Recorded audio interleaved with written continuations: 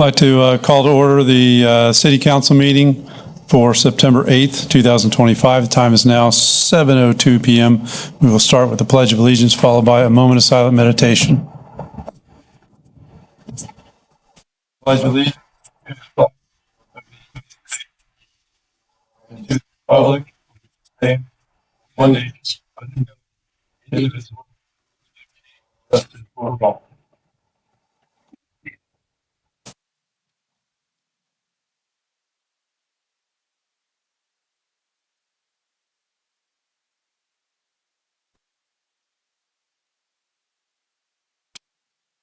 Okay, the first item is roll call. Mayor Nickel. Here. Deputy Mayor Gerton. Here. Councilmember Nutt. Here. Councilmember Romy. Here. Councilmember Dyer. Here. Okay, next is excusal of council members and or authorization for remote participation. As you can tell, Councilmember Dyer is remote. I'd like to make a motion to find that extraordinary circumstances exist to allow Councilmember Dyer to appear telephonically for the remainder of the meeting. Second. Motion by Councilmember Nutt, second by Deputy Mayor Gerton. All those in favor signify by saying aye. Aye. Those opposed, same sign. Motion passes 4-0. Next is additions, deletions, or changes to the agenda, if any. Does anyone on council have anything they want to see changed? Okay. We'll continue on to presentations, proclamations, and introductions. I do have a proclamation for Patriot Day. I do not believe that there's anyone here for that this evening, so we will sign that and make sure we get that to them. Next is approval of minutes. We have 3 of them. First is the approval of the regular council meeting minutes from August 12, 2025. Motion to approve. Second. Motion by Deputy Mayor Gerton, second by Councilmember Romy. All those in favor signify by saying aye. Aye. Aye. Aye. Those opposed, same sign. Motion carries 5-0. Next is approve the budget workshop meeting minutes from August 12, 2025. Motion to approve the budget workshop minutes from August 12, 2025. Second. Motion by Councilmember Nutt, second by Deputy Mayor Gerton. All those in favor signify by saying aye. Aye. Aye. Those opposed, same sign. Motion carries 5-0. And finally, approve the regular council meeting minutes from August 26, 2025. I make a motion to approve the regular council meeting minutes from August 26, 2025. A motion by Councilmember Roby, second by Deputy Mayor Gerton. All those in favor signify by saying aye. Aye. Aye. Aye. Those opposed, same sign. Motion carries 5-0. On to reports. First is City Manager's report. Yes, Mr. Mayor. First matter of protocol, I'd like to introduce new city clerk, Nikki Gold, to the community. Nikki has worked with us for a few years, has experience in other local governments, and she's been part of our informal succession planning. We didn't think it was going to happen this quickly, but I think y'all will be very pleased. Nikki's very talented, and look forward to working with her for years to come. Yeah.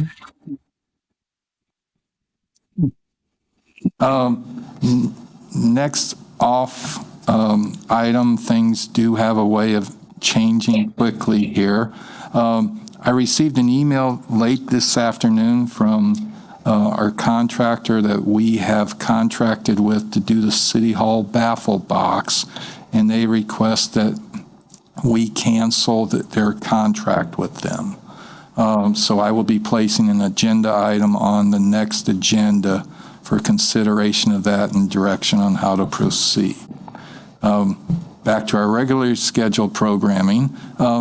Due to unexpected failure of an AC unit after soliciting multiple bids, I signed a bid for a new unit with special coastal coating at a cost of $12,023.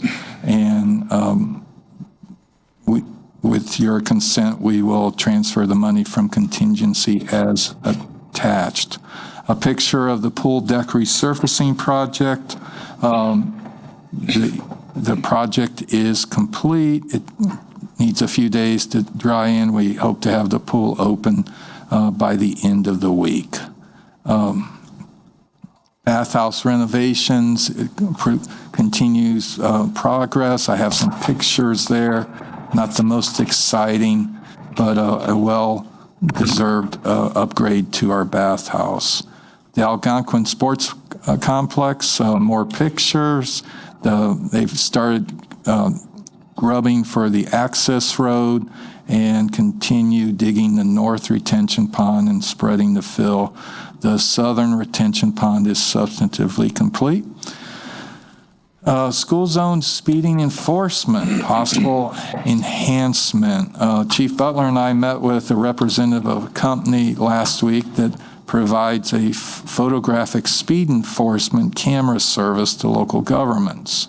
The system can be installed at no cost, and the revenue is split between the vendor and the city. We made no commitments to them. They are going to be conducting a traffic study of our school zones to determine if the traffic count makes sense for them to invest in our community. If that comes back financially feasible, we will place a agenda item on a future meeting for your consideration.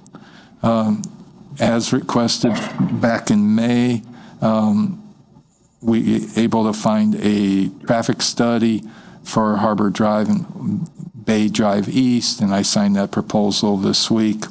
Around the Gleason Park new restroom, Public Works personnel planted a variety of native plants recently. A special thanks goes out to Mr. and Mrs. Mayo for bringing this idea of a native plant demonstration plot to city staff a few years ago, and their assistance in seeing this project through. We will eventually be putting signage up to help residents identify specific plants that they can install on their property. And the next scheduled meeting, in addition to the termination of the Baffle Box contract, will have the second public hearing and readings for the millage rate and budget, planning and zoning board reappointments, award a contract for replacement of the police boat dock, and code enforcement discussion. And that concludes my report, Mr. Mayor. Okay, thank you. Carl's not with us tonight, is he? All right. So we'll skip the city attorney's report on to council comments. Start with our deputy mayor. I pass. Then we'll go to Councilmember Nutt. Just a friendly reminder that we have a Small Business Expo this Saturday that is benefiting to the volunteer fire department, and I'm hoping that we can get as many people to attend as possible from 11 to 2. That's it. Okay. Councilmember Romy.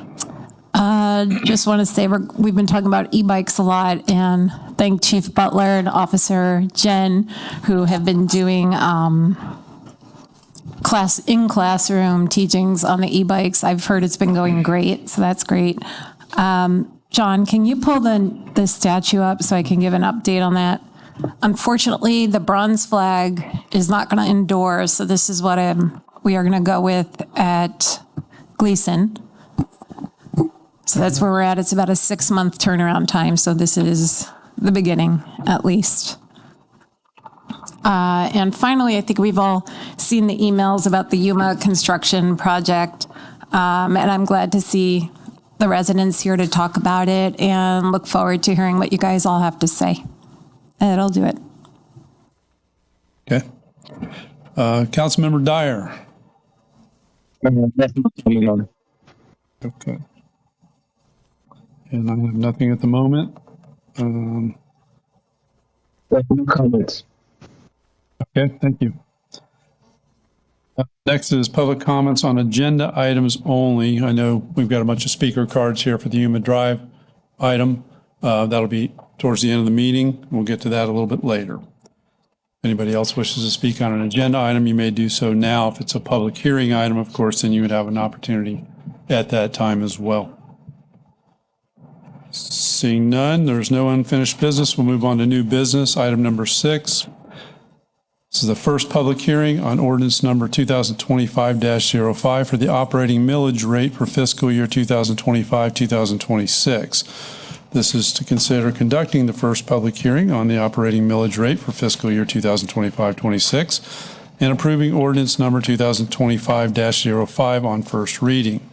I'll read the ordinance into the record. Ordinance number 2025-05, an ordinance adopting a millage rate for the city of Indian Harbor Beach, Florida for the fiscal year 2025-2026, providing for severability and an effective date. City Manager Coffey. Yes, Mr. Mayor, City Council members, residents. Those new to city government meetings, the state requires us to hold 2 public hearings to adopt the next year's property tax rate, commonly called millage rate, and the budget. The first public hearings tonight were advertised in the trim notices. All property owners received. The second one will be on the 24th of September. I have a presentation I will quickly go to. Of note, the proposed millage rate of 5.5099 will require 2/3 vote or 4 out of the 5 council members to be approved.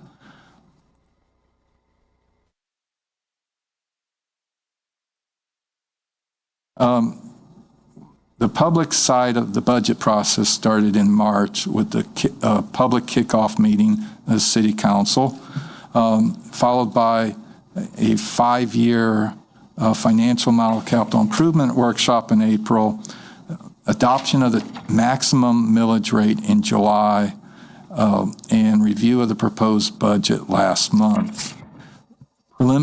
Property valuations have increased 2.58% of existing properties, coupled with $3.2 million in new construction for a combined 3.99% increase in valuations. The chart illustrates the orange bars, the valuation of the city, and the blue line is the percentage change each year. Fiscal year 26 proposed budgets presented balanced at $13.4 million, which is higher than the adopted budget when one-time use of fund balance for the fire annex project for fiscal year 26 and impact fees from fiscal year 25 removed, the increase is only $255,000 or 2%.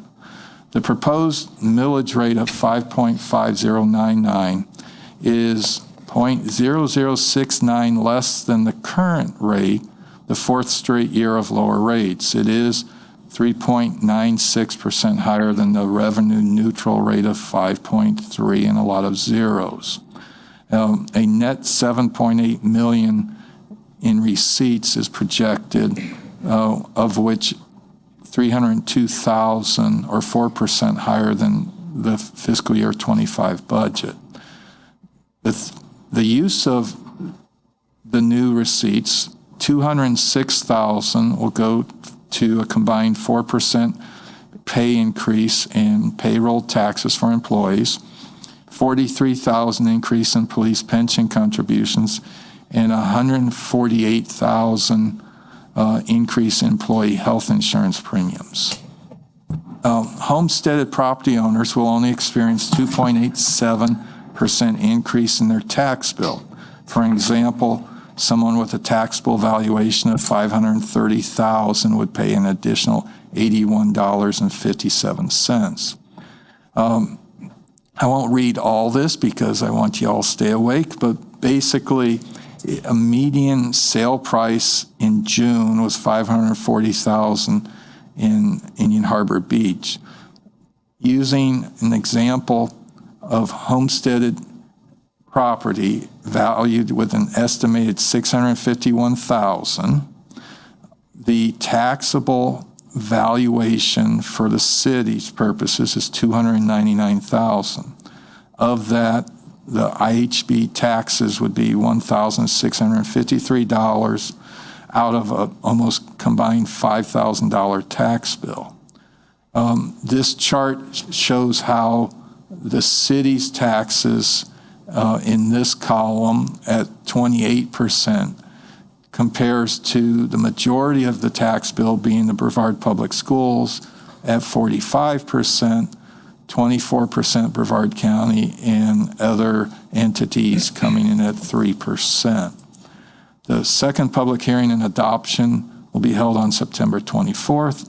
Staff recommends approval of Ordinance 2025-05. Okay, thank you. This is a public hearing, so if anyone from the public wishes to come up and speak on this item, please come up, state your name and address, and you'll have 3 minutes to address council. Being none, we'll close the public hearing and bring it back to council. Does anyone in council have any comments? No comments. I have none. Hearing none, I would entertain a motion. I make a motion to approve the first reading ordinance number 2025-05, establishing the millage rate for fiscal year 25-26 at 5.5099. Second. I have a motion by Councilmember Romey, a second by Deputy Mayor Gerton. All those in favor signify by saying aye. Aye. Those opposed, same sign. Motion carries 5-0. Okay, item number 7, first public hearing on ordinance number 2025-06, adopting the fiscal year 2025-2026 annual budget. This is to consider conducting the first public hearing on the annual operating and capital budget for fiscal year 2025-2026 and approving the first reading of ordinance number 2025-06. I will read the ordinance into the record. Ordinance number 2025-06, an ordinance to establish and adopt a budget for the fiscal year October 1st, 2025 through September 30th, 2026, providing for severability and effective date. City Manager Coffey. Yes, Mr. Mayor.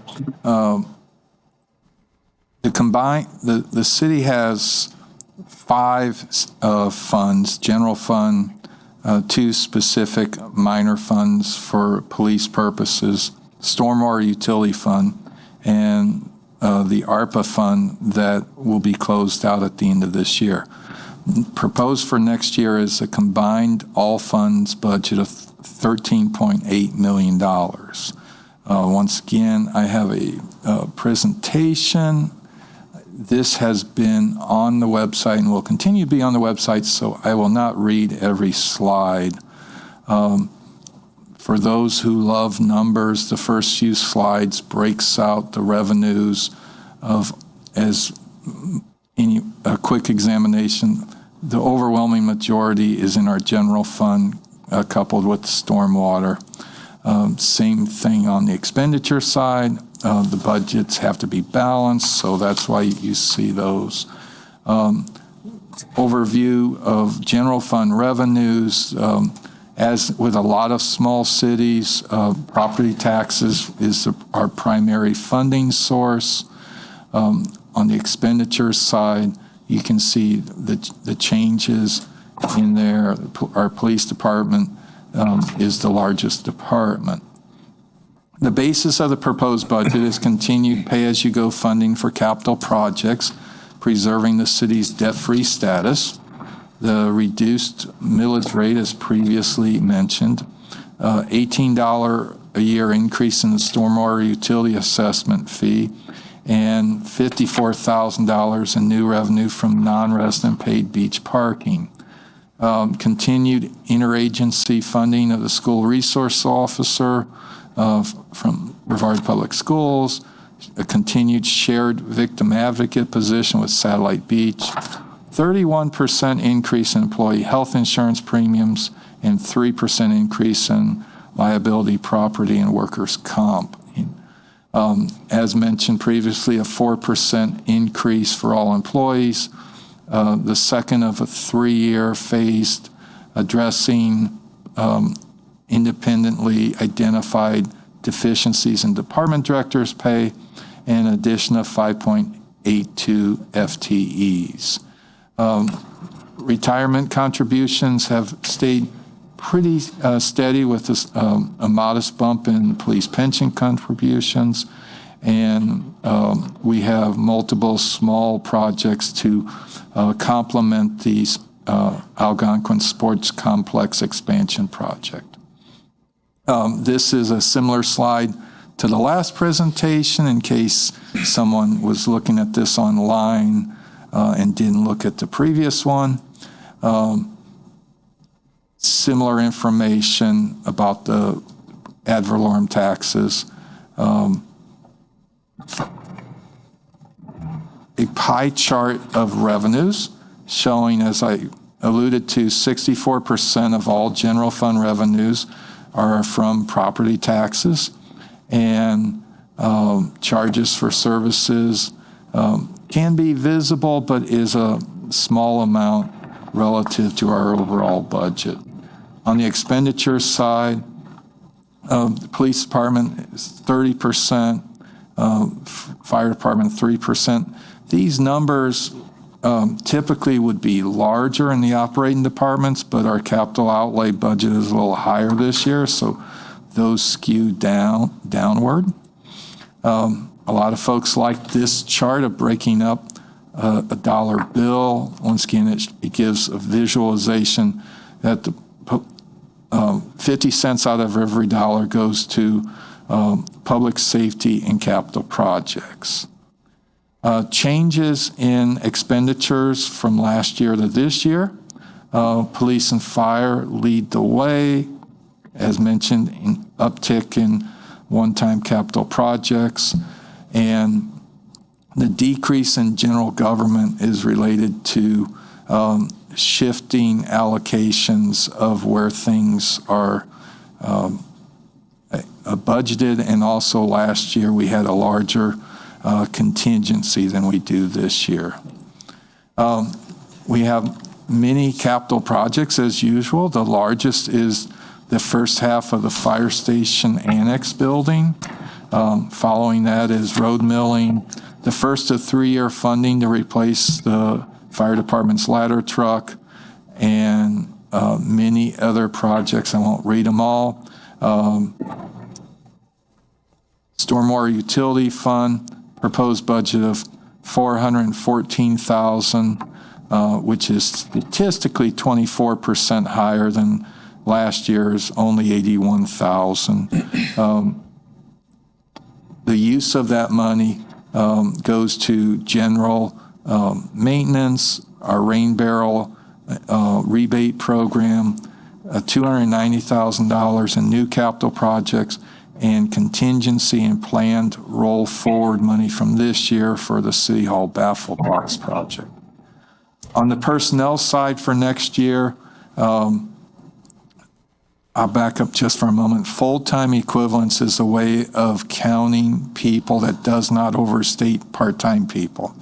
If you have someone who works part-time and they work 20 hours a week, they're considered 0.5 of an FTE. So this change here shows the largest of the previously discussed addition part-time maintenance positions in the fire department, and a combination of a couple new positions and completion funding from previous positions added last year. Specifically, the first 6 months of a communications manager position, additional part-time in fire department, and a few part-time people in the recreation department to have a opening and closing and a daily touch 7 days a week on our parks for our active recreation amenities. Additionally, 2 positions last year were partially funded, a police lieutenant's position and a public works maintenance position. There's funding next year to fund them 12 months a year. And we eliminated some part-time funding to open the gates at Algonquin on the weekends. With that being said, the second public hearing and adoption of the budget and millage rate is September 24th. Staff recommends adoption of Ordinance 2025-06. Okay, thank you. This is also a public hearing, so anyone from the audience, if they wish to come up and speak on this item, please step forward, state your name and address, and you'll have 3 minutes to speak. Seeing none, I'll close the public hearing and bring it back to council. Anybody have any comments? No.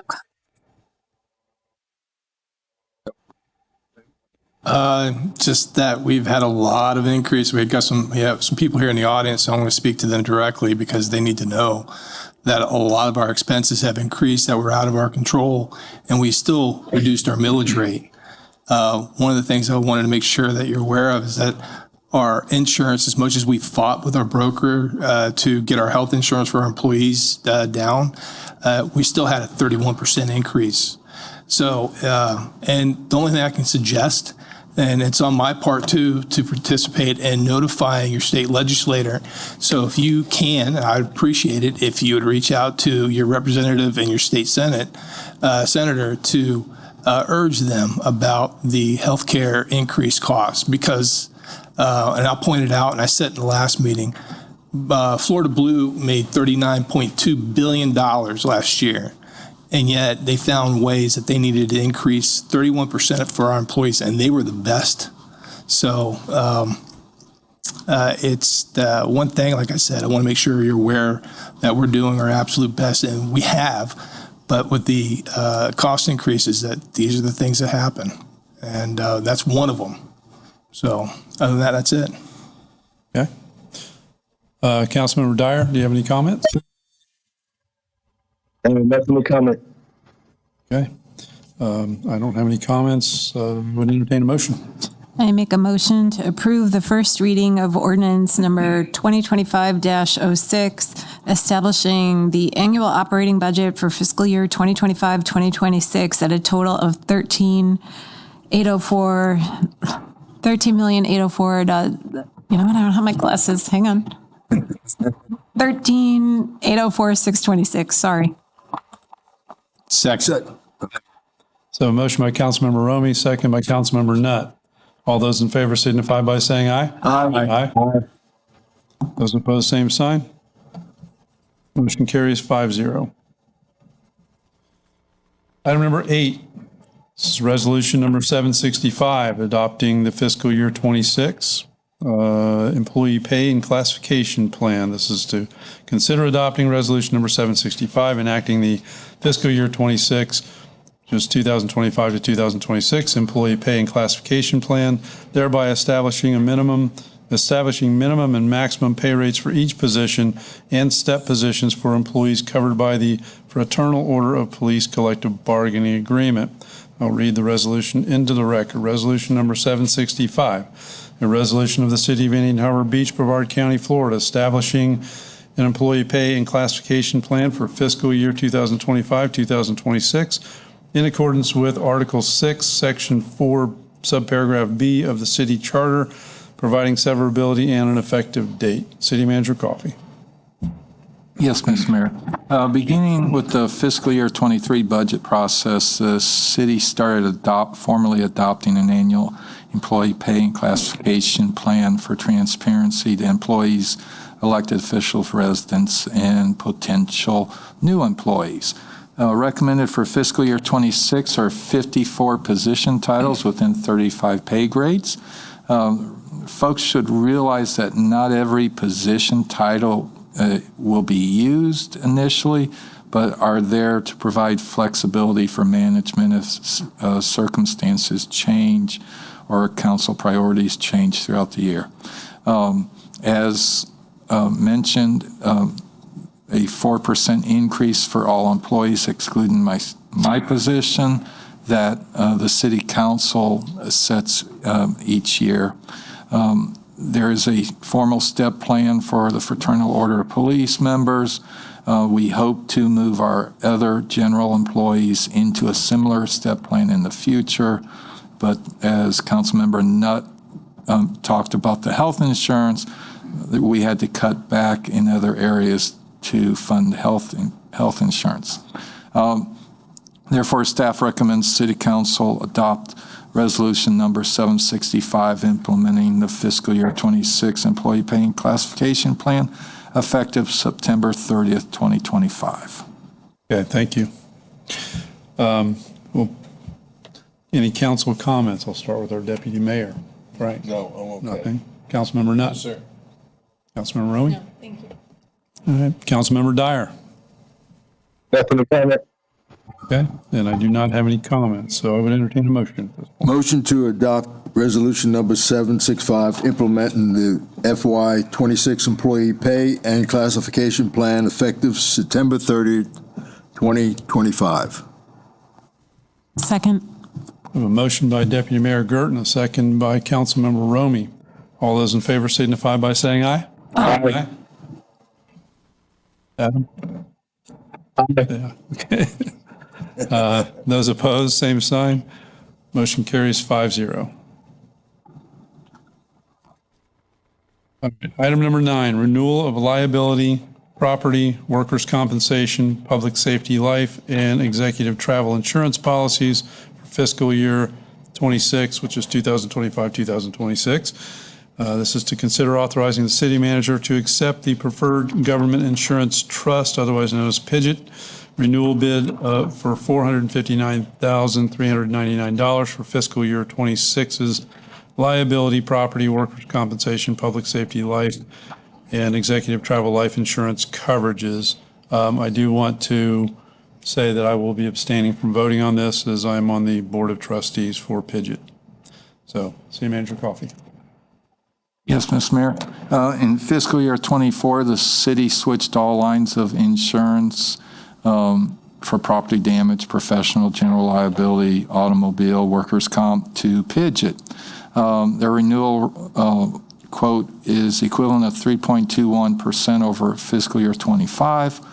Of note, the workers' comp modifier decreased from 1.1 to 1.02. If you're not an insurance junkie, 1.00 is average claims for workers' comp.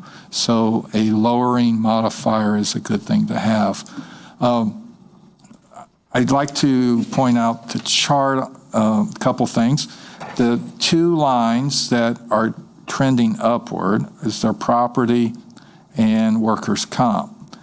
Neither is because bad things are happening to us. Workers' comp is based on payroll. So as employees get additional annual increases, workers' comp can go up even if your experience goes down.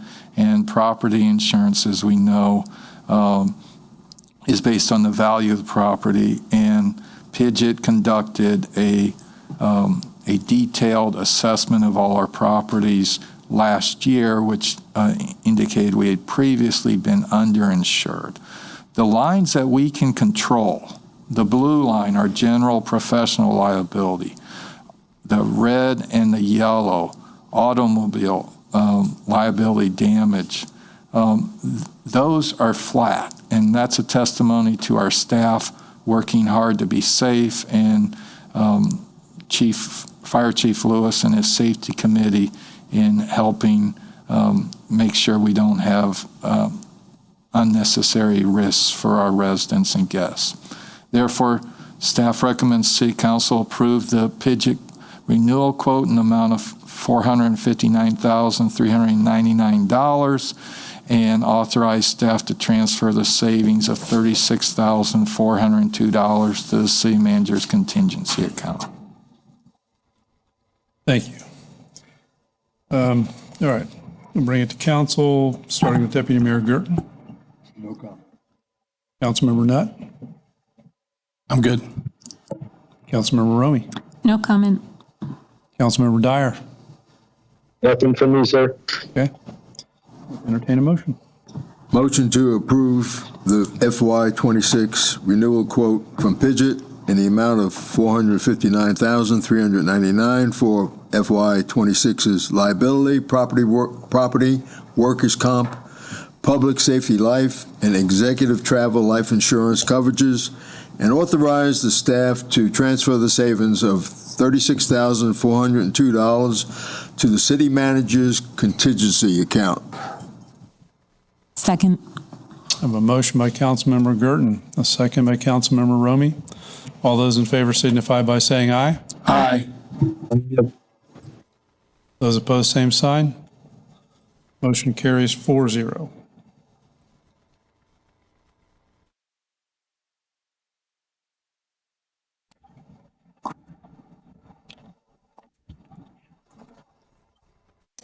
All right, item number 10, establishment of the city council's legislative priorities for 2026. This is to consider discussing and establishing the city's legislative priorities for 2026. City Manager Coffey.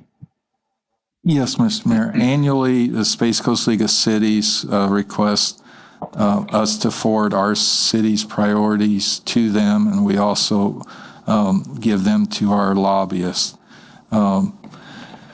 With the start of the legislative session in January being early this year and committee meetings started, I placed this on the agenda to try to get ahead of the game.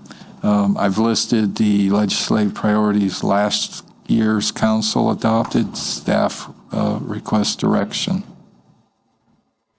Okay, thank you. All right. Yeah, I mean, I think my top couple of them are the Indian River Lagoon, funding for various projects to help clean up the Indian River Lagoon. As Councilmember Nutt talked, insurance is a big deal. And then vacation rentals, as far as the state further limiting our ability to regulate vacation rentals. So those are my top three. Well, I would echo that, but I would also keep on there preserve home rule authority also. I like it just the way it is. Yeah, I agree with everything that's on here as far as that goes, especially, and I agree with Deputy Mayor about the trying to get our home rule back, not just preserve it, but maintain what we have and get back what we lost. Good. Member Romy? I agree. I think these are 4 great priorities to have going forward. And also agree preserving home rule authority is a big one on there. Councilmember Dyer? Yes, I agree as well. I would like my biggest priority would be the vacation rentals regulations, continue to fight for the home rule authority. I also would like to fight for increased federal funding for infrastructure and utility resilience. As the city ages, and the demand is increasing from increased population, our infrastructure is going to deteriorate moving forward. So I'd like to see us fight all the way to the state level to increase as much funding as we can. That would reduce the cost of the citizens as much as possible.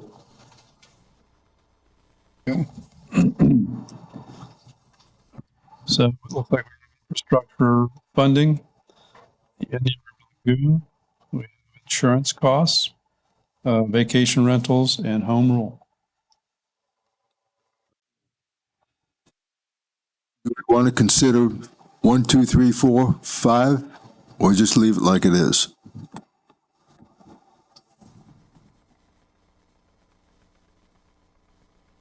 We can rank it. That's fine with me. Is it necessary to rank it? No. I don't think that it is. I mean, if we have a small grouping, if we had 10 or 12, then maybe that'd be a little different, but I think they're, for various reasons, they're very similar in importance. Yes, sir. So I think we're good. Excuse me. Okay. We are on to public forum. I have several speaker cards. Then I just want to say to start out, I do appreciate everyone coming here from Yuma Drive. It's important that we receive your input, and we're here to listen and give our input as well. So with that said, the first speaker is Jeremy Weiss. So come up, state your name and address, and you'll have 3 minutes. And I just to let everybody know, I do have to cut you off for 3 minutes. Got to make it fair to everybody. So I don't want to be rude, but it's. Absolutely. Good evening. My name is Jeremy Weiss. I reside at 315 Yuma Drive. Reason why I'm here this evening is I really want to petition with the council the idea of pausing the construction going on in Yuma Drive. Reason for that is there's been little communication with the citizens in Indian Harbor Beach. If you ask the majority of us on Yuma Drive if we were aware of this project, the majority of us are going to say we absolutely had no insight into what was going on, let alone the scope of this project, being that these sidewalks are expanding from 5 feet to 8 feet. My household personally received one letter. That letter was very vague in nature. It did not include the sidewalks were going to be expanded to 8 feet. It was sent to us after the project was already put in motion, and the phone number we were encouraged to call was set up to a voicemail that was not even receiving messages. I think it's also important that council be aware that when we reached out to the city, there was zero justification for this project. There was no research given to us. There was no justification, period. When I spoke to certain city officials that are actually here in this room, they themselves said that they have no clue why this is being done, except that the council voted on it, and therefore we have to move forward with it. At one point, safety was cited. If safety is an issue, I think we need to explore that. We're talking about a road that is 15 miles an hour, already has a bike lane and a 5-foot wide sidewalk. Do we really need to add an additional 3 feet of sidewalk? Again, if safety is an issue, why don't we look at more effective measures such as speed bumps or enhanced signage to patrol our streets a little more better? I also want to bring up some of the potential consequences of this project. We're looking at a potential decrease in property value for those of us on the east side of Yuma Drive. It may become very difficult to sell our properties when you have such an industrial-looking sidewalk in your front yard. Some may even view this as a potential hazard in their community. Let's also bring up the fact that we're moving forward with this project at the peak of the school year and right around holiday season. If this is really about safety, why are we going to force our kids off of a perfectly fine sidewalk that is already 5 feet wide and have them walk down the middle of a street in a makeshift sidewalk for the next few months? Cost, I think, is pretty clear. There's other cost-effective measures we need to be looking into. The last point I want to bring up is the fact that when you put an 8-foot sidewalk next to a road, it's going to be very enticing for electric vehicles to utilize that sidewalk. Whether the city intends for that to be the purpose doesn't really matter at this point. It's going to be very enticing to the citizens to use these sidewalks ineffectively, and that in itself is a hazard for our community. I understand the city intends to monitor these sidewalks, but we heard earlier in the meeting today that we're struggling to monitor the speed in our current school zones. If we can't control the speed on Yuma Drive and keep it at 15 miles an hour, how are we going to effectively monitor these sidewalks to ensure our safety? At this point, these sidewalks seem like more of a safety hazard than an improvement to our children's safety and the pedestrian safety. To me, it seems only logical that because of the lack of communication to all of us on Yuma Drive, the lack of justification from the city for this project, and the fact that there are potential consequences, that the council at a minimum decide to pause this until further discussion can be had. At this point, I'm not saying no to this. I'm just saying no at this time because there has been no justification given. Thank you.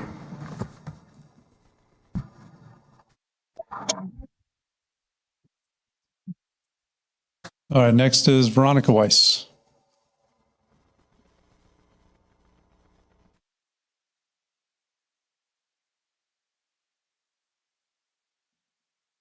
My name is Veronica Weiss, and I also reside at 315 Yuma Drive.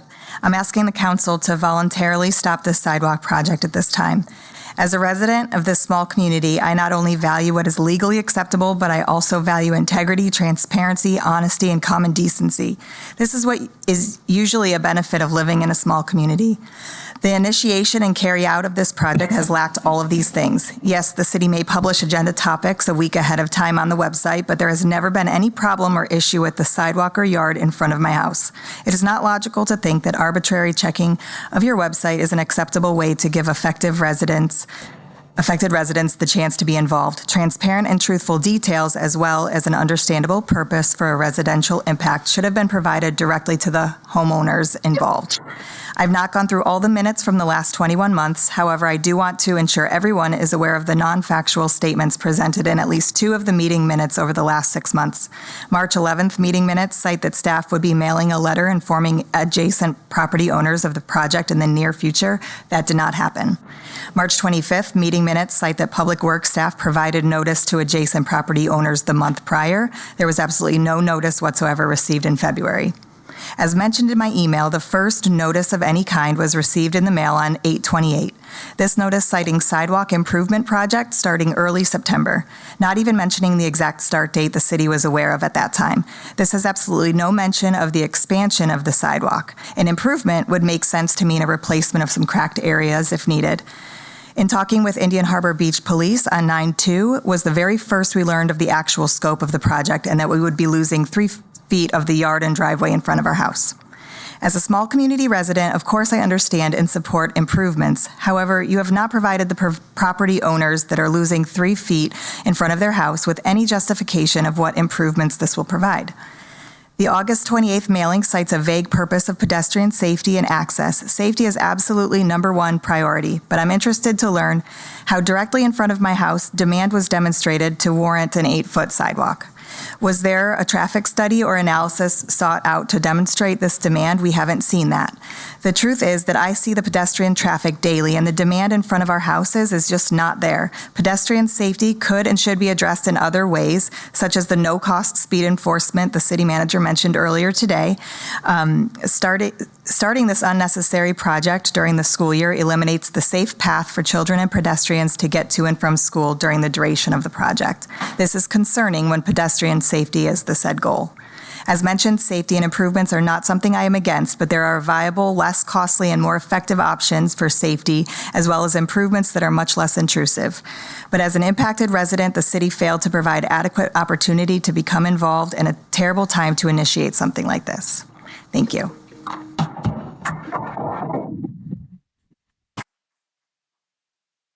Perfect timing, exactly 3 minutes.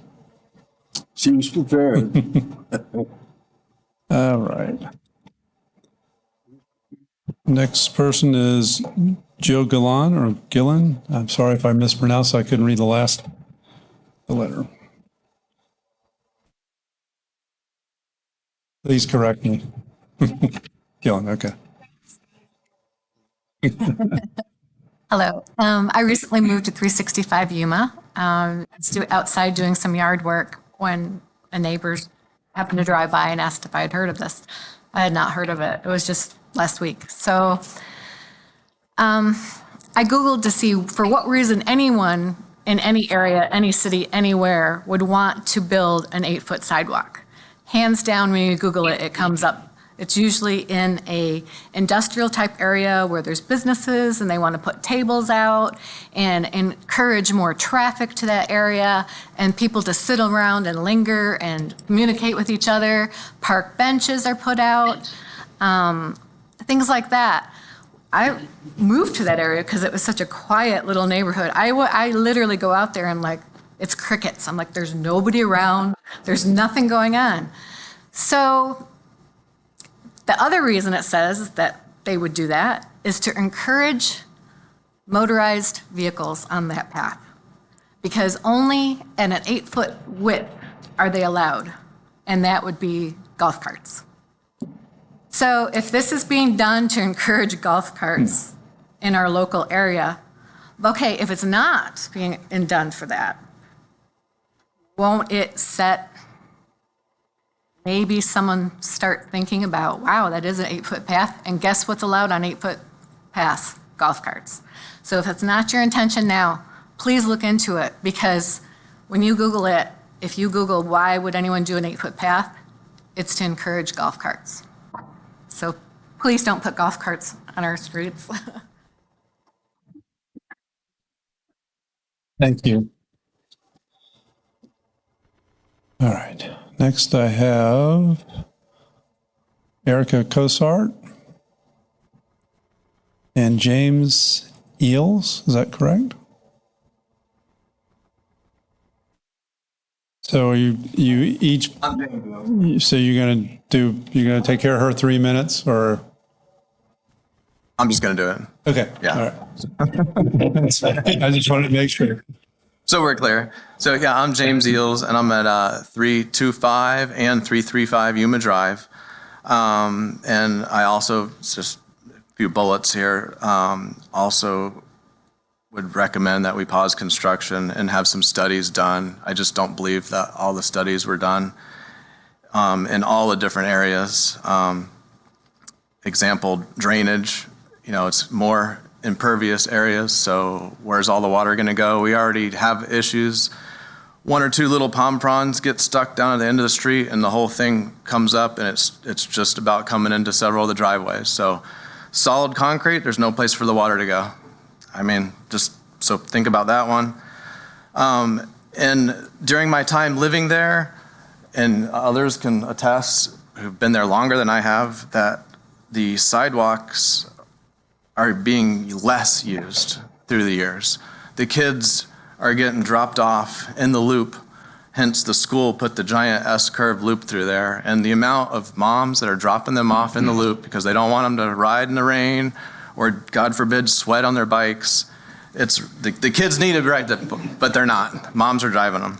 So there's less traffic on the sidewalks. So we don't need a wider sidewalk. And I just feel like the project was rushed. Communication was not, thoroughly communicated with everyone. And then just other little bullets. It's definitely going to give us a little less driveway to park on. I have a trailer. It's already, don't want my bumper hitting out, and hitting kids in there. So it's just another couple of feet. You got to pull up into my driveway so they can cross by. And then as far as, it's just saving, you talked about taxes and saving some money. I agree that we should just keep the sidewalk the way it is. Don't spend the money on the sidewalk there, but maybe add a sidewalk where there isn't one. For example, Palm Springs Boulevard. There's nothing on there, and there's a lot of people in those tall condos over there who, try to walk over to Lowe's or to the beach, and they're walking on the side of the road. So I'd say throw your money where there isn't a sidewalk and leave Yuma Drive alone, because it's actually being used less now. So thank you. Thank you.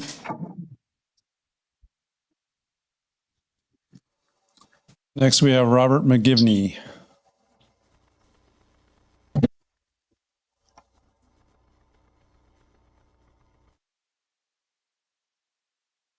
I'm Bob McGivney. We live at 310 Yuma Drive. We've been there for 29 years. And so lack of communication, first thing, we never got anything. And I think if you want to get any input from anybody, it's somebody that's been there for almost 30 years on there. I did email, and our biggest concerns were the flooding on Yuma Drive. So adding more cement. The biggest things were safety. That turn, and they did get my email because they put the speed limit sign up there. It's not flashing, but it's there. They're attempting to do that. So I know they got our email to slow the cars down. So our big thing was spend more money on like speed bumps, those types of things going around that corner. I think that's going to save more people than putting in a sidewalk. And then living across the street with the storms and the rain, Jack, his family's lived there since it was built. And when it does storm, the water does come. It went through their house and went through there. So the other thing that I sent in the email, and I did send pictures of the flooding, and they did ask me what were the dates of those and everything like that. I don't think you need a date. I think that just shows you, it's floods. And if you do drive down Yuma Drive, just turn left on Marion and look to the left, and you'll see all of the poles. They're all bending to the right and to the left. So if there is a storm, but my answer was that's through Bell South or that's through something else. So there was no answer for that. I think they should straighten the poles. It looks pretty ridiculous on there. And then if you have kids, which all of our kids went to school there, spend some money on the playground. All those kids are playing soccer in the dirt. If we want to go to a sidewalk community with carts, you can go to Vieira, but here maybe put in and we sent 10 years ago for AstroTurf or something for the kids to play across the street. So to put more sidewalk and this and that, I would just focus all that money into something like that. So drainage, speed bumps, do something for the school for the kids to play on instead of dirt and sand. And that's what I got. Okay. All right. Thank you. Okay. Thank you. All right.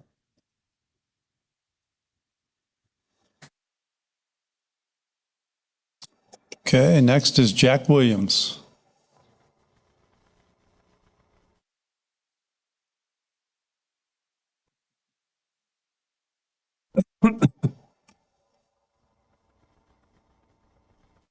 Jack Williams, I live across the street from them at 305 Human Drive.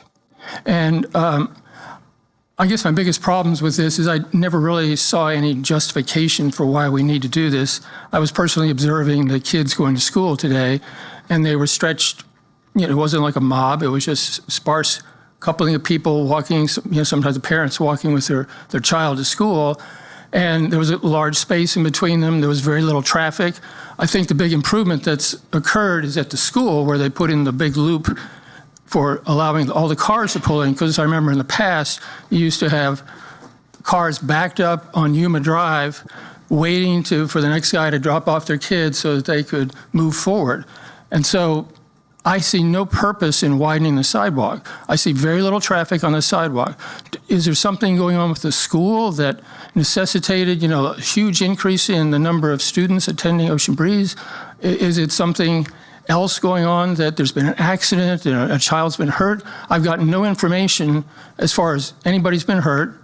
I've just seen the traffic drop down going on Yuma, and you just have a lot of kids walking with their parents, or kids going to school with, in a car and getting dropped off, or getting dropped off part way up. I saw one today, they dropped them off right at our driveway, which is that we're right adjacent to the school property, to let the kid off and go walk in. So I just don't understand it. We need to have notification and justification, primarily to make sense of this. Spend all this money to dig up a perfectly good sidewalk when it has little traffic, no accident history that we're aware of, and have, all the construction going on that's going to divert people. They're now going to find a different way to walk their kids to school or drop them off. It's going to be a mess. You shouldn't be doing it during the school year, because, you're going to cause an inconvenience for all the people that normally walk their kids to school and take their kids, or they ride bicycles to school. This just makes no sense. There was no notification, except we got a letter that, came in last week. That is the first thing we had said. And as they said earlier, the telephone number didn't really get you to a real person. So we're against it, and I want to see the justification. What study was done to say we necessitate widening the sidewalk? What is the reason? There's no reason given. It makes no sense based on what I observe, and I see these kids walking back and forth from school every day. And there's a little bit of a population of adults that come and stand next to the school property to wait for their kid to come out, and then they'll walk them home. But it's not like it's a traffic jam that necessitates widening a sidewalk. And also, it's just an inconvenience. As was said earlier, it's going to affect property values to have these wide sidewalks and encourage, electric vehicles and that sort of stuff to go on the sidewalk. So I'm personally against it, and we need to have some justification for doing this and spending all this money. There's a lot better things we can spend on, like the flooding that typically occurs during hurricane season with the drains there right near the school. It typically floods, and we have water coming up on our grass and, almost into the house sometimes. That's all I got to say. Okay. Thank you.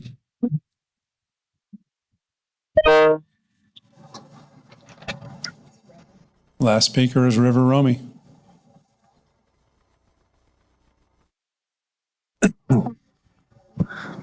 My name is River Romy, and I live at 911 Golden Beach Boulevard, and I just have some questions. With the extension of the sidewalks, will there still be bike lanes? I can answer that in a minute. If you want to go ahead and give me your questions, then I'll answer that. And then I have a question on bike lanes, and so e-bikes are getting more popular and popular, and all my friends are having them. I feel like it would be a good idea to have a specialized sidewalk just for e-bikes and other low-speed vehicles. That's all I have to say. Okay, thank you. Thank you. That's his second reading. Okay, I'll go ahead and answer River's questions there. Won't take long.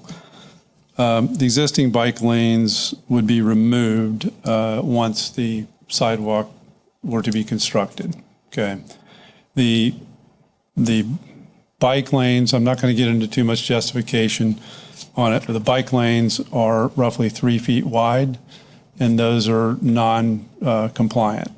Minimum bike lane width is 4 feet wide. It's also within a 10-foot wide vehicular travel lane, so it leaves 7 feet for a car. Again, another non-compliant substandard width for vehicles. I'm going to dive in and touch on some of the comments and questions that were made. I might jump around a little bit. So that's part of the reason for some of this is trying to bring the system, meaning the roadway and the sidewalk system, into compliance. When I say that, a 5 foot wide sidewalk is great. It's great if it's on both sides of the road. We only have it on the one side of the road. And typically, when you want to try to accommodate two-way traffic with a single sidewalk, it goes to the 8 foot width. So that's why you're seeing 8 feet, whether you agree with it or not. You're asking the justification. I'm giving you information regarding what is a standard width for two-way traffic. And that's what it is. It's the 8 feet. That's why it's spec'd out as 8 feet. Okay. Again, whether you agree with it or not. I just want to get through some of this. And then bringing the sidewalk into your front yards. When it's all said and done, I get it. It's 3 foot move towards your house. You'll have approximately 8 more feet before you hit your front property line. So this is all being done within the city's right of way. We're not taking 3 feet of your property. You still have 8 more feet, 7 to 8 more feet from what would be the east edge of the sidewalk to your front property line. So again, being done within the city's right of way. I think part of the reasoning was also, you guys have touched on it, golf carts or low-speed vehicles and e-bikes. We've got these relatively new transportation mechanisms that we're seeing that weren't necessarily around, several years ago. Now we have an issue with where do they go? Where do we put them? Where do we relegate them to? No, it's not going to be on the 8 foot wide sidewalk. That's absolutely, to me, that's an enforcement thing. And we'll definitely have to be enforcing that and making sure. I get it. You're right. When you see an 8 foot wide path, is that going to potentially encourage some folks to get on that 8 foot path with a low speed vehicle? It could, but low speed vehicles are what we allow here in this community, which is a tagged, legal, modified golf cart, which is perfectly capable of operating on a roadway. And that's where they need to stay. In my opinion, we have not decided this yet as a board, but as it relates to e-bikes, those also need to be in the roadway. They travel too fast. That's all there is to it. And mixing with pedestrians, that's not going to have good results. Somebody's going to get hurt. It's just a matter of time, and it may have already happened as far as we know. So there's a separation of the traffic that's needed between the electric vehicles, the typical traditional cars, and then pedestrians and bicyclists. So I'm just laying out for you my recollection of the justification for the 8 foot wide sidewalk. If we were constructing another 5 foot wide sidewalk on the other side of the road, maybe that wouldn't, the 8 foot path wouldn't be necessitated. But those are my comments for right now. We have to have our conversation, sir, up here, make our comments, and then we'll go from there. I agree with a lot of what you said, and I think the 8 foot sidewalk is it will be up to enforcement, I guess. That is going to be a problem. It's going to invite people up there, as you just said. But I also just wanted to point out to the gentleman that was talking about the school, since we have our principal here, the fields have nothing to do with the city. That is, the school has to, not the school, Brevard Public Schools is responsible for it. Not the city can't do a playground there. That's not going to happen. And the other thing is, I am on that Yuma sidewalk every day with the kids, and, my kids go there and I see the bikes. I do think there's quite a bit of traffic twice, in the morning and the afternoon during pickup. My concern right now is that to stop the project right now or to pause it, I mean, maybe John can better explain if it's going to be a large cost to do that, which doesn't seem very prudent. So, but I understand all these frustrations, and I feel the same. I get it. Yeah, and I do want to say, and I'll apologize for the lack of notice of, if it wasn't done properly, I apologize for that.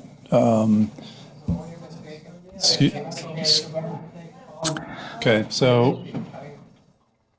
Can I just add one more thing? In talking about the communications, this will be improved upon. We have a communications manager that will be starting. So in the future, this kind of situation hopefully can be avoided, and there'll be clearer and better communication.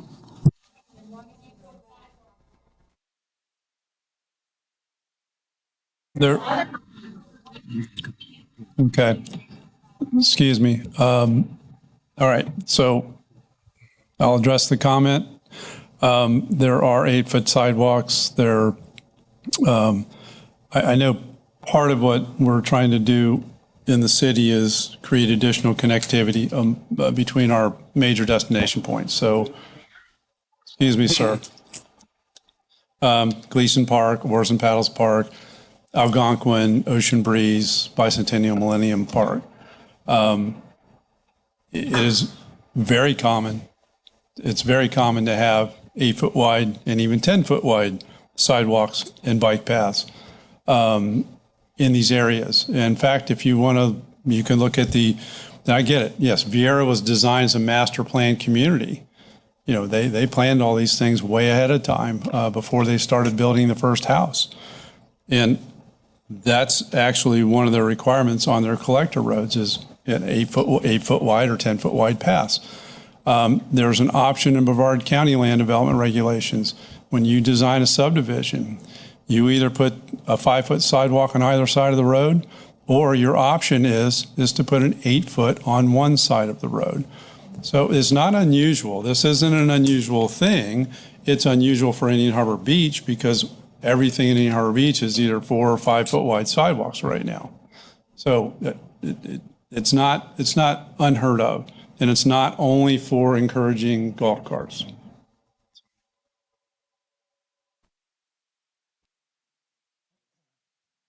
We're not done talking to, you got to respect the process. I promise you will be heard.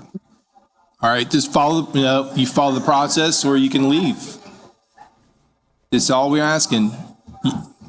I understand it. Please, just be patient. Please be patient.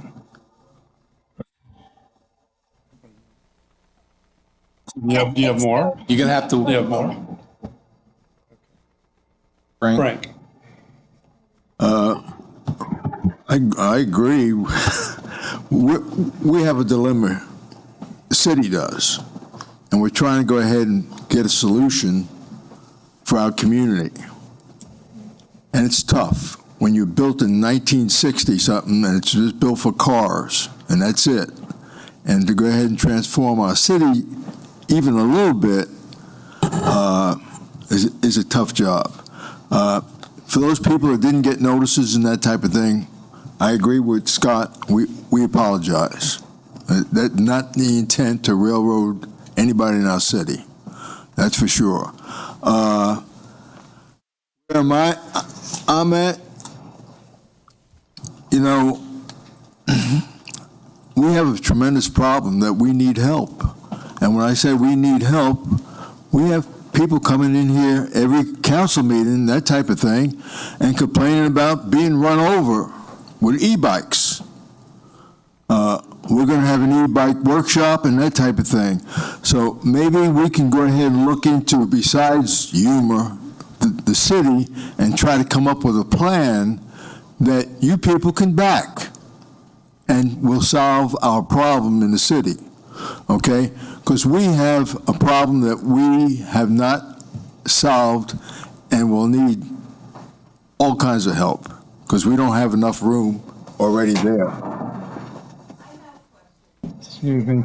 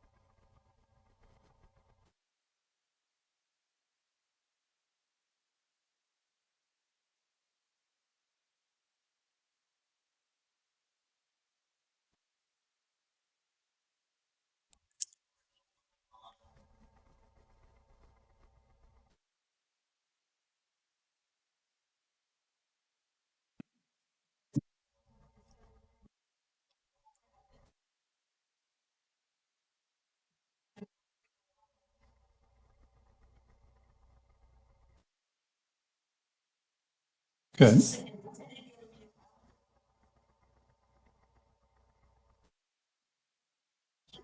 Yes. Yeah, John.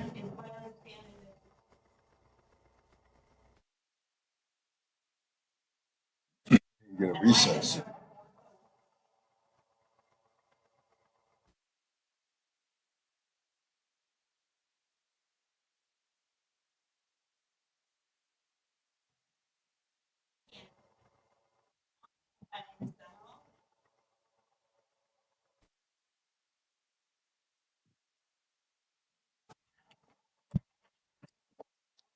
John.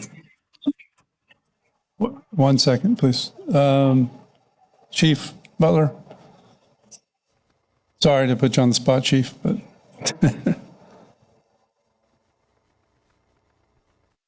I feel like you went so out of your way to make it easy and understandable. Maybe you can explain it again. So what we tried to do when we were informed about the sidewalk project, our goal, the police department's role, was to try to come up with a program or a way to try to make it as simple and as easy as we possibly can for the duration of the project, which is roughly 120 days.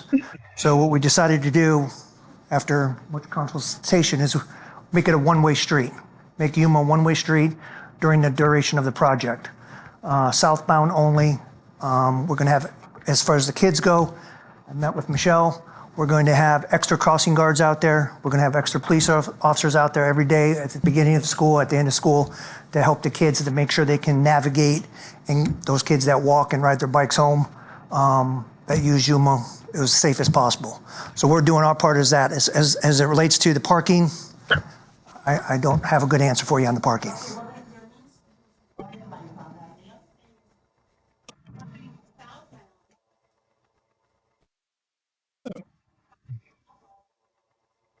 No. no, not recessing.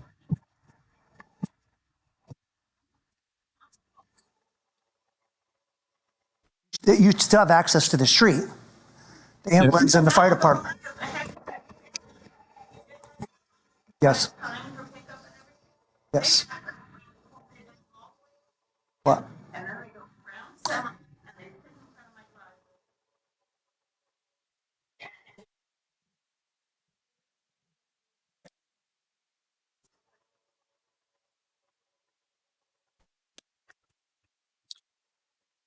Go ahead. Michelle? Correct.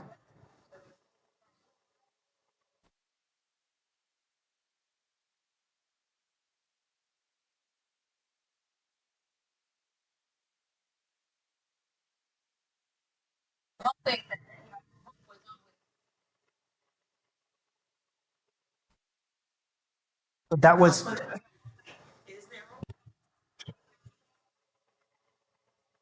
no. No.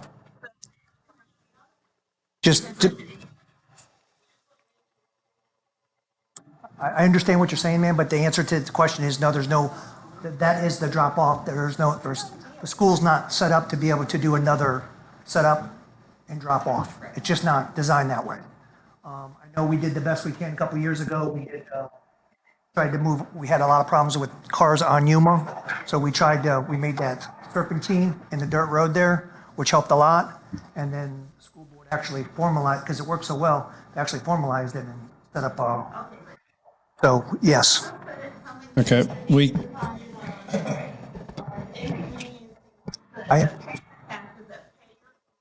I understand, ma'am. I do understand.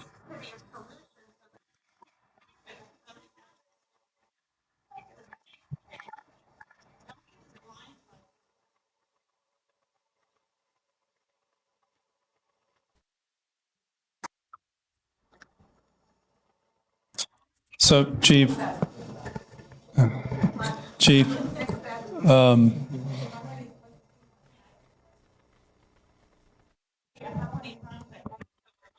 okay, I'm sorry, I've got to cut this off. I just do. We can't, we'll go on all night with questions, answers, all night long, and we're not going to get anywhere by doing it that way. So, Chief, hold on one second. So, Chief, will we have police presence during the construction? We're going to have extra patrols out there, obviously, constantly, just because of we know the potential safety issues. And again, I don't want to get into the first month of the project. They're going to be doing the sidewalk that's right in front of the school there, from the very first house on Yuma all the way down to Cheyenne. Once that's done, once that is completed, then we can open that back up to two-way traffic and just make it or, as it gets closer down Yuma. I want to put all that out there initially because it can get kind of confusing. But that is the plan, is to, as soon as we can open it up, we're going to open it up as quickly as we can.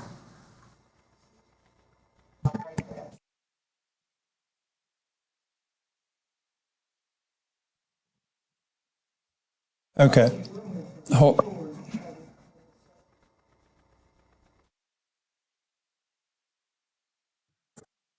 Okay, hold on. Excuse me. All right. Yeah. Councilmember Nutt. What I can say is that even if let's say the sidewalks were just in total disrepair and we had to replace them at the current width that they're at right now, we would still be running into the same issue of where do we park in the process and the traffic and everything else. So that's null and void. That's a pain that we as a community are gonna have to go through, no matter what. Now, when it comes to the traffic, yes, there's plenty of bikes on there. In fact, we had some issues when it came to just trimming trees so the kids can get by with their bikes properly, and the principal can adhere to that. She can actually confirm that. So we literally had to go through to the school board in order to get them to do the actual trimming of the trees because it's not our property and stuff. So it's just one of those things. So I know that there's traffic there. One of the things that they're trying to do is what the council has done, the city's trying to do. Like he mentioned, there's major points of traffic. School being one. The Algonquin Sports Complex extension is the next. And when it gets completed, Osceola is going to have the same issue. So one of the things that they're trying to do is everything coming from Yuma all the way down through Osceola, it's going to provide a wider sidewalk and accessibility for bikes in order to get to that park as well as the school. So there's a twofold. I have an EV concern. I totally agree. and this is where I have a question, is does a 6-foot sidewalk meet the same requirements in order for us to be in compliance with the roadway and also the bike lane? No, not for two-way traffic. Not for two-way traffic. Then 8's the minimum for two-way traffic.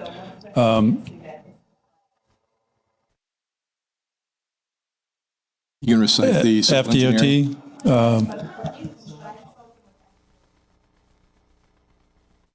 FDOT. Okay, part of FDOT's, there's a set of regulations called the Florida Green Book. Okay.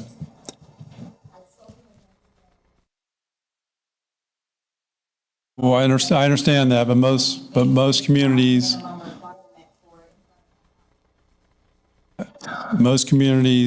adopt FDOT standards for design. They do.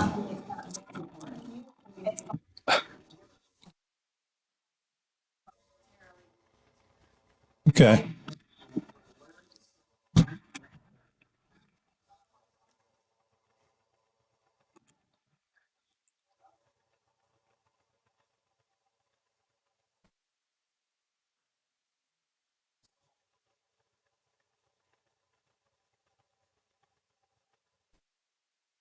I'm going to stop you right there because this actually started in 23. And I've been at all the budget meetings. I've been at the workshops. There's been plenty of times it's been highlighted, and I think it's a mistake that he did because it wasn't. He's apologizing for the inconvenience that you may have not actually noticed the notification. There's been plenty of education out there. We've had workshops. We've had. Understood. I get it. Well, that's just it.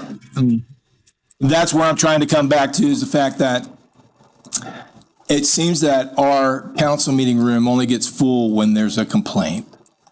And it doesn't mean that you're not here when we're actually going through the budget readings or we're educating everybody, trying to have second readings. We're having the ordinances that we're having to read all the time to make sure that you're aware of it. It's public hearings and public notices, but yet you're not here for that, or you're not listening, you're not reading. I don't know that you don't know about it.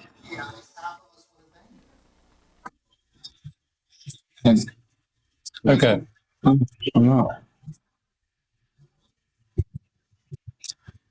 Okay.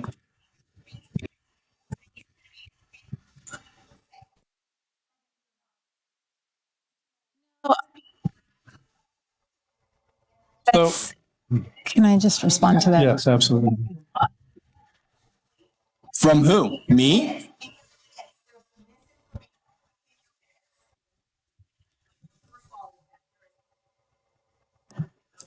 Veronica, if I can, please. Absolutely, I think this is weird timing for this project. I don't fully understand the need, although thanks to Mayor Nickel, I get it a little more. It's frustrating. I 1,000% get that. It's just, unfortunately, we are in it. And to stop or pause it, now that I'm aware of the costs involved, I don't know. However, seeing all you hear, it's fantastic that you came, and clearly there is a problem, and it probably should be suspended or paused if these guys are here with all these complaints. All right. So let me go on. Hold on. Excuse me. All right. John,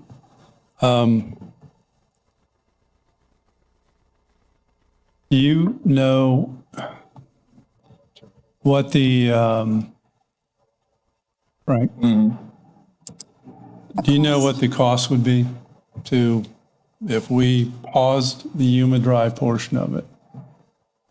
We continued with Osceola, but paused the Yuma Drive portion. It's undetermined because the contract's termination clause has the language of reasonable profit for work not performed. So you have the factor of any mobilization costs incurred, any commitments to subcontractors, and the reasonable profit it would be a negotiation with the contractor. I would be shocked if we're talking less than $40,000. If I can just add one thing about a comment previously made about parking, the plan for the aprons, that's the part of the concrete in front of your driveway between the road and your driveway.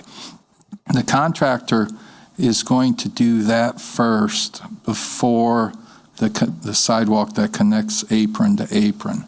That contractor is going to go to your homes well in advance of the 3 to 4 days max that it would take him to take out the apron and report.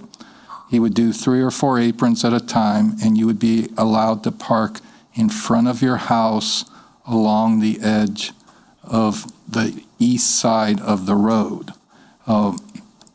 That, as Chief Butler mentioned, there's so many moving parts that was not included initially. But so there is a plan to allow you to park close to your home. Unfortunately, you just can't pull an apron out and report in a day. So the concept is to do the sidewalk up by the school first, then the aprons, and then the interconnectivity. Mr. Mayor, may I speak? Okay, excuse me. Please stop. Okay. Okay. I think Adam wanted to talk. Adam? Yes, I still haven't spoke on the issue. First off, I would like to thank everybody for coming. I apologize for not being here, but I would just want to address a couple things that were mentioned in previous comments.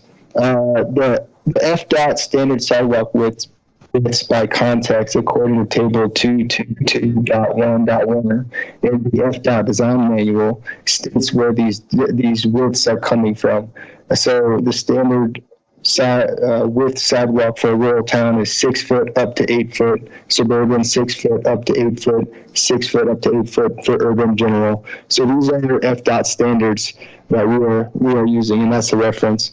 And also I heard multiple comments about golf carts and low-speed vehicles potentially using the sidewalks. Well, sidewalks won't be allowed on, golf carts and low-speed vehicles will not be allowed on sidewalks. Specific shared pathways that potentially could be used, in my opinion, UMA is not one of those. So the intent for these widening of the sidewalks is to get the two-way traffic for pedestrians and bicyclists off it and potentially one wheels. So that's the intent, is to get the children off the street. I know UMA is south of the school, but I live in the north end of the city, and I live off Remico, and it's a good problem to have, but if you go in anytime school gets out, it's a bicycle parade, and they're riding up and down Remico. So the goal of the city is to get those children off those sidewalks. And if they're riding on their bicycles, you can't pass them on the sidewalk going the opposite direction. So that's the intent of making those sidewalks wider.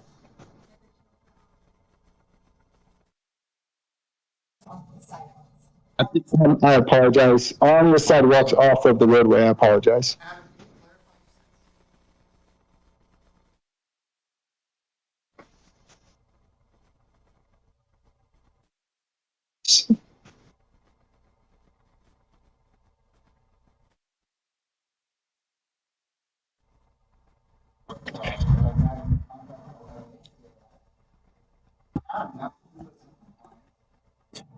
It's, and the standards that he's citing, those are typically when you have sidewalks on both sides of the road. Okay. Excuse me? No, I can't. That's right. I appreciate it's in the FDOT standard sidewalk widths, table 2. I'm sorry, man, if I'm speaking, please wait. It's 222.1.1, and then it says the minimum is 6 foot up to 8 foot if demand warrants, and that demand warrants meaning no sidewalk on the opposite side of the street. Mayor, I have a question. Be able to rotate, I'll ask it to John as well, can we shift them to Osceola to start instead of on Yuma to give us some breathing room? Yeah. But they're still going to have to go back to Yuma. Yeah. That's what you're referring to. No, because, I'm glad you brought that up. And that's because, no, I agree with you. I want you to understand that. I'm with you on that. It goes from the sidewalk to the road there. There's actually enough easement for them so they don't go to the sidewalk to the house. So they're not impacted. It's not an issue.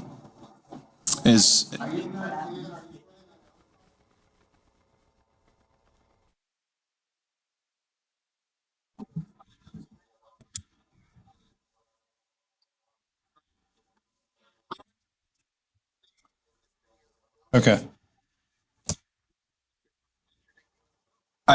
Well, I'm glad you're here. And one of the things I think you ought to put faith in is that you're being listened to and that the mayor's actually made the mention about let's shift this to Osceola, where it's not as much of an issue as far as an invasion on your property that's going towards your property. And it puts a pause like you requested. That's what it's doing. And so I don't know if that's going to happen. We have to have a meeting about it and we'll. So here's what I would like to suggest is, Councilmember Dyer, are you finished with your comments or do you have more? Okay.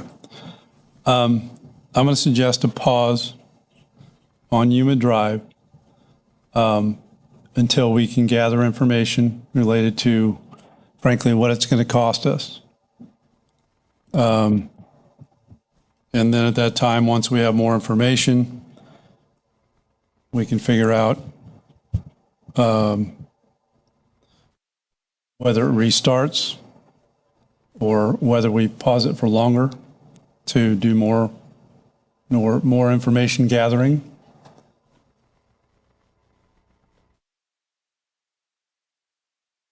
Excuse me. No,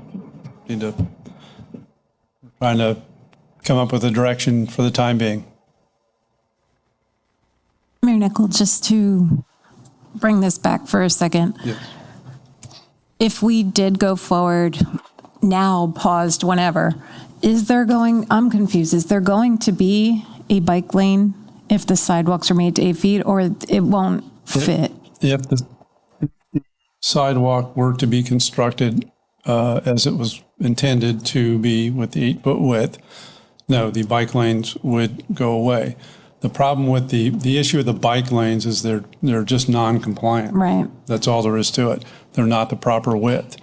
Unfortunately, we don't have wide enough roads. If we had 28 or 30 foot wide roads, we would have the room to be able to do that and to squeeze in the bike lanes and have them meet requirements. I do understand. We just don't have that pavement width to do it. So, yes, you. Yep.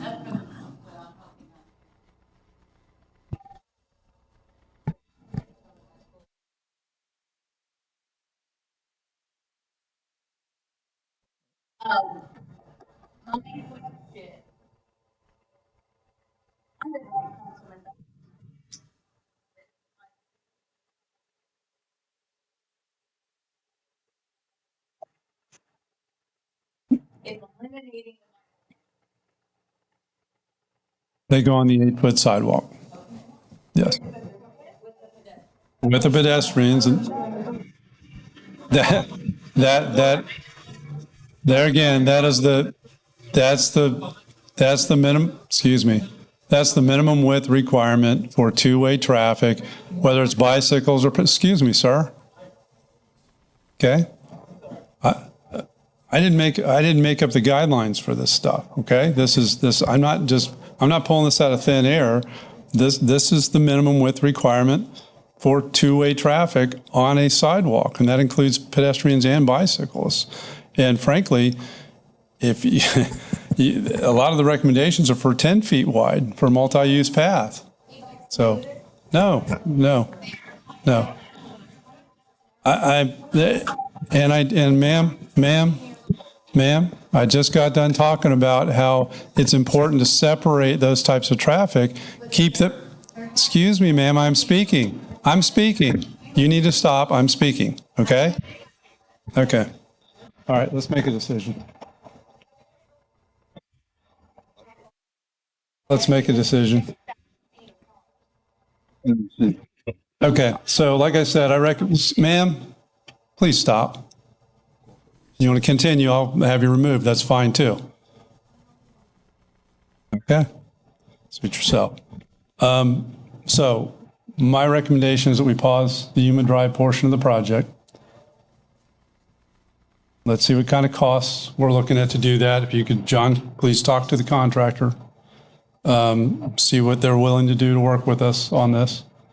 And then also, we can also consider any additional justification or research that we need to do on this. And then we can make a decision to move forward or not. And Mayor Nickel, you said it wasn't compliant the way it is, so we couldn't just leave it as is. It has to be improved upon. It is the way it is right now. I mean, ideally, we move ahead and we make improvements in the city. And I don't want to wait till a kid gets hit. You guys talk about how long you've lived here. I've been here since 1967, and I lived at the second house down on Seminole Drive away from Yuma. I'm very familiar with Yuma Drive. I rode my bike to Ocean Breeze Elementary School back when they had a dash line for the bike lane, and I weaved in and out like a crazy kid all the way there. So, excuse me. So I've been around a long time. I've seen a lot of change. I know what that area is like. Okay. All right. So that you have. We need a consensus, or do we need a vote? No, this is consensus. Yeah, I agree with you. Are we going to, what's going to happen with the contractor going to Osceola? Is that we're just going to shift them? Well, that'll be a discussion that I think John needs to have with the contractor. Right. Given the results of tonight's meeting. So that's part of the, I like that to be part of consensus, is that we'd like them to do that, so we're not losing time. One of the things, John, can you explain why we're starting now instead of the summer? We had a delay and there was a reason. That's right. Yeah. So they know why we're doing it now and not during the summer. Yeah. My recommendation is we don't tell the contractor to go straight to Osceola, because our original schedule had Osceola starting towards the end of the year, and we've not done any notification. So unless we want to repeat and rinse this. So, all right, all right. So have a conversation with the contractor. Let's see what we can do. Let's see what kind of a schedule that we can come up with for starting Osceola. Understanding that absolutely we need to do do a better job of notification. I'm going to put it that way. Let's come up with a reasonable time frame for that notification. And then also have a conversation with them about any sort of costs associated with Yuma Drive.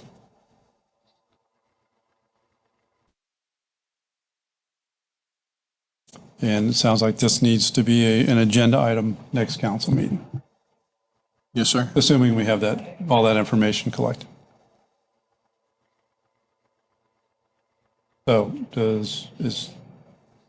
I agree. Is Yes. Frank? I'm with you. Definitely Susan? a pause. Yeah. Adam? Agenda item for the future meeting. Okay. So we are pausing the project until further notice. The Yuma Drive portion.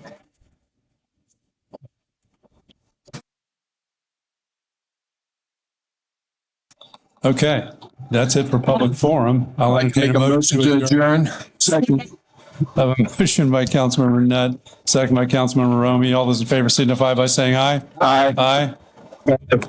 Opposed, same sign. Motion passes 5-0.